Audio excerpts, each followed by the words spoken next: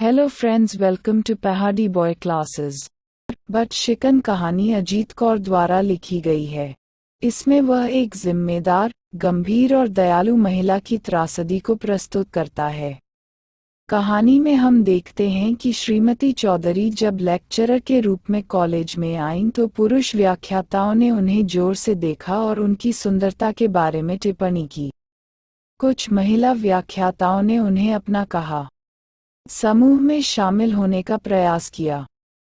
4-5 दिन उनके संग में बैठने के बाद श्रीमती चौधरी का दिल उनमें नहीं पिघलता था, क्योंकि वे एक दूसरे से कपड़े, साड़ी, खरीदारी, बच्चों, पति, कारों के नए मॉडल के बारे में बात करते रहते थे। उसने श्रीमती चौधरी को बातचीत में खींचने की कोशिश की, लेकिन वह श्रीमती चौधरी से निस्वार्थ होने के लिए ईर्ष्या कर रही थी।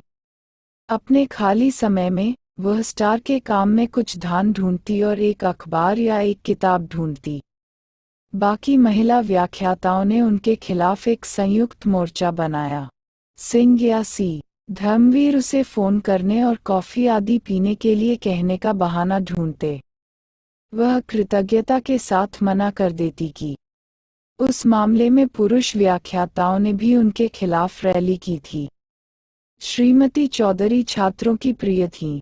उनकी कक्षा के पहले दिन कुछ छात्रों ने काम करने की कोशिश की, लेकिन उन्होंने कहा कि वह तभी काम करती हैं जब वह खाली होती हैं। अगर कोई उसके साथ हंसना चाहता है तो वह पीरियड के बाद कक्षा के बाहर उससे मिल सकता है। श्रीमती चौधरी की सूझबूझ और सूझबूझ से सभी विद्यार्थी उनसे एक होने लगे। पीठ पीछे भी कोई उनके बारे में बुरा नहीं बोलता था। अब खाली समय में श्रीमती चौधरी के पास स्टाफ रूम में बैठने के लिए बहुत कम समय है। जीवित छात्र उनके पास अपनी समस्याएं लेकर आएंगे। उसे अपने काम में इतना लीन देखकर सभी व्याख्याता उससे नाराज हो गए। सभी को लगा कि यह एक संगमरमर की मूर्ति है जो एक आसन पर खड़ी है और वे सभी उसके नीचे खड़े हैं और उस तक उनकी पहुंच नहीं है। वे उसे नीचे फेंकना और पैरों तले रौंदना चाहते थे, लेकिन उनके पास कोई विकल्प नहीं था। वे ईर्ष्या और कटुता से भरे हुए थे। अचानक एक दिन श्रीमती भटनागर कहीं से समाचार लेकर आईं कि श्रीमती चौधरी को उनके पति ने त्याग दिया है। उसका एक बच्चा भी है। उसके पति का आरोप है कि उसकी तबीयत ठीक नहीं है और वह अकेली रह रही है। जैसे ही मंदी आई, यह खबर सभी स्टाफ सदस्यों में जंगल की आग की तरह फैल गई। आधे लेक्चरर को छोड़कर कोई भी खबर पर शक करने के पक्ष में नहीं था। चलिए चलते हैं। स्टाफ रूम के सभी लेक्चरर टेबल पर झुककर आपस में बातें कर रहे थे। तो श्रीमती चौधरी आ गईं, तो आग की तरह चुप नहीं रहीं बल्कि नहा गईं, हंस पड़ी और श्रीमती चौधरी की ओर आंखें मूंद ली मानो कह रही हों कि महारानी जी कह दी क्यों। डायरिया वैसा नहीं है जैसे पुरुष व्याख्याता श्रीमती चौधरी को निडर निगाहों से घूरते हैं, जैसे कि कहो हाँ और पाकिस्तान चले गए। नकाब क्योंकि खावन कहेंगे कि आप प्रो।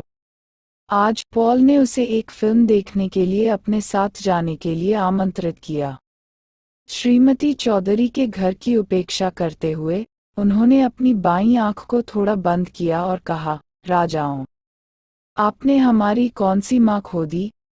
हर कोई महसूस कर रहा था कि श्रीमती चौधरी ऐसी महिला नहीं थी जिसकी कंपनी या प्यार को जीतने की जरूरत थी, बल्कि वह एक ऐसी डिश थी जो उन्हें टेबल पर रखा गया है। श्रीमती चौधरी सब कुछ समझ गई, लेकिन वह चुप रही। उनके अंदर कोई नहीं। एक बड़ा तूफान चल रहा था। हर कोई खुश था क्योंकि उन्होंने प्रतिमा को आसन से नीचे खींच लिया था और अब वे इसे छू सकते थे, तोड़ सकते थे और पैरों के नीचे रौंद सकते थे।